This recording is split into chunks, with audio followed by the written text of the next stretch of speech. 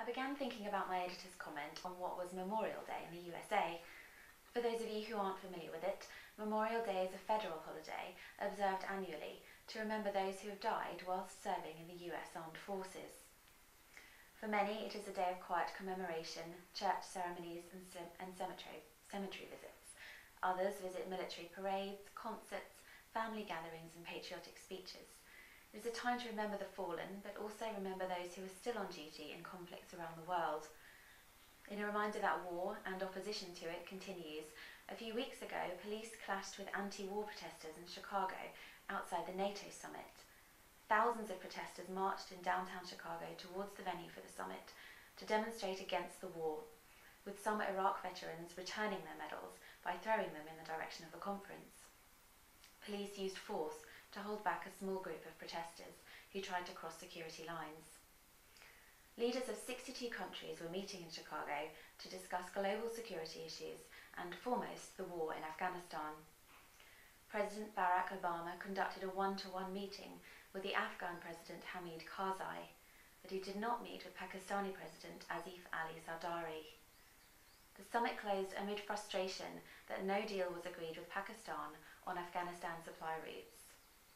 Pakistan has closed NATO supply routes to Afghanistan in protest over drone attacks and a US airstrike in last November.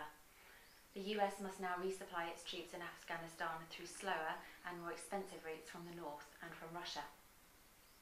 Across the Atlantic Ocean to the UK, and Labour Party leader Ed Miliband recently visited Afghanistan, calling for greater national recognition of UK forces work in the country and for earnest international efforts to secure a lasting political settlement before NATO troops leave.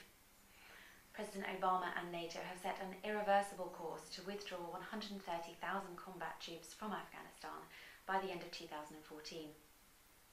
New French President François Hollande has also made a trip to Afghanistan. Hollande, who won an election last month, defended his decision to withdraw French troops from Afghanistan 2 years early. Now, against this political backdrop, the first contracts have just been signed for the 1,800-kilometre TAPI, Turkmenistan, Afghanistan, Pakistan, India natural gas pipeline. India's GAIL and Pakistan's Interstate Gas System Limited have signed separate agreements with Turkmenistan for the purchase of gas. Afghanistan's role is now primarily as a transit route.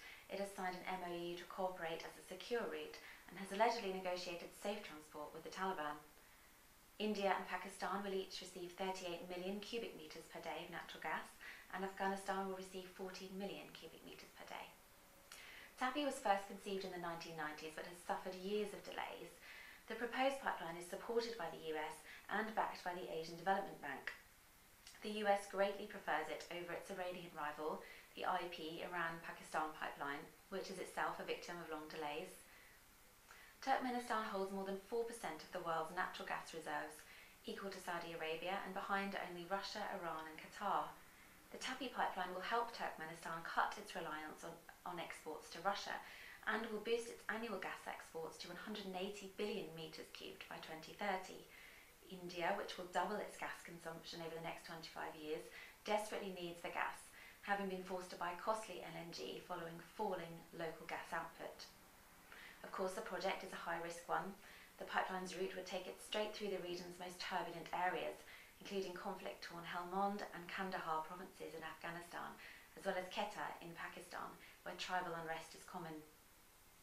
At an estimated cost of 10 to 12 billion US dollars, the pipeline project will be costly and security will be a key issue. A 2018 start date is expected, but the handover of combat command to Kabul in mid-2013, as agreed by NATO leaders in Chicago, is the date to watch in the meantime.